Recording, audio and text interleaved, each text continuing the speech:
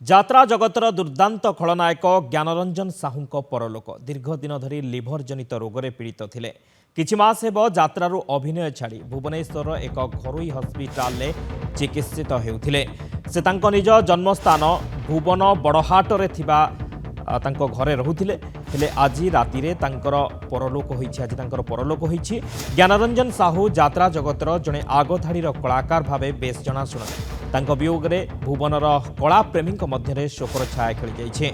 ଯାତ୍ରା ଜଗତର ଦୁର୍ଦାନ୍ତ ଖଳନାୟକ ଜ୍ଞାନରଞ୍ଜନ ସାହୁଙ୍କ ପରଲୋକ ଦୀର୍ଘ ଦିନ ଧରି ସେ ଲିଭର ଜନିତ ରୋଗରେ ପୀଡ଼ିତ ଥିଲେ।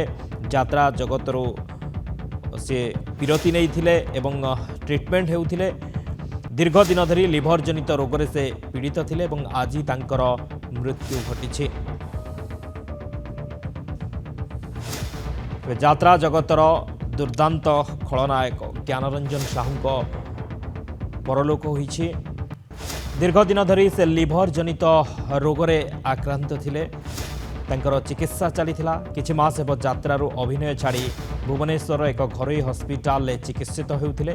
ସେ ତାଙ୍କ ନିଜ ଜନ୍ମସ୍ଥାନ ଭୁବନ ବଡ଼ହାଟରେ ଥିବା ଘରେ ରହୁଥିଲେ। ହେଲେ ଆଜି ତାଙ୍କର ପରଲୋକ ହୋଇଛି। ଜ୍ଞାନରଞ୍ଜନ ସାହୁ ଯାତ୍ରା ଜଗତର ଜଣେ ଆଗଧାଡ଼ିର କଳାକାର, ଜଣେ ଜଣାଶୁଣା କଳାକାର ଭାବେ ସେ ବେଶ୍ ଲୋକପ୍ରିୟତା ହାସଲ କରିଛନ୍ତି। ତାଙ୍କ ବିୟୋଗରେ ଭୁବନର କଳାପ୍ରେମୀଙ୍କ ମଧ୍ୟରେ ଶୋକର ଛାୟା ଖେଳିଯାଇଛି। ପ୍ରମୋଦ ଗୁରୁ ଭୁବନ ରିପୋର୍ଟର ଆମ ସହିତ ଫୋନ୍ ଲାଇନ୍ରେ ଯୋଡ଼ି ହୋଇଛନ୍ତି। ପ୍ରମୋଦ, ଯାତ୍ରା ଜଗତର ଦୁର୍ଦାନ୍ତ ଖଳନାୟକ ଜ୍ଞାନରଞ୍ଜନ ସାହୁ ଯିଏକି ବେଶ୍ ନାଁ କରିଛନ୍ତି ଯାତ୍ରା ଜଗତରେ ତାଙ୍କର ଅଭିନୟ ପାଇଁ, ତାଙ୍କର ପରଲୋକ ଘଟିଛି। କ'ଣ ସୂଚନା ରହୁଛି କିଭଳି ଭାବରେ ତାଙ୍କର ପରଲୋକ ଘଟିଛି? ଯାହା କୁହାଯାଉଥିଲା ସେ ଲିଭର ଜନିତ ରୋଗରେ ଦୀର୍ଘ ଦିନ ଧରି ପୀଡ଼ିତ ଥିଲେ, ତ କ'ଣ ସୂଚନା ରହୁଛି?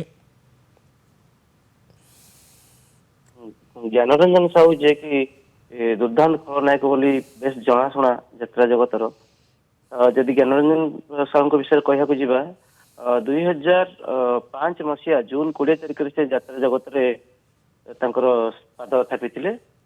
ଯଦି ହିସାବ କରାଯାଏ ପାଖାପାଖି 20 ବର୍ଷ ଯାତ୍ରା ଜଗତରେ ସେ ଅଭିନୟ କରିଛନ୍ତି। ନିଖୁଣ ଅଭିନୟ ପାଇଁ ସେ ବେଶ ଜଣାଶୁଣା ଥିଲେ।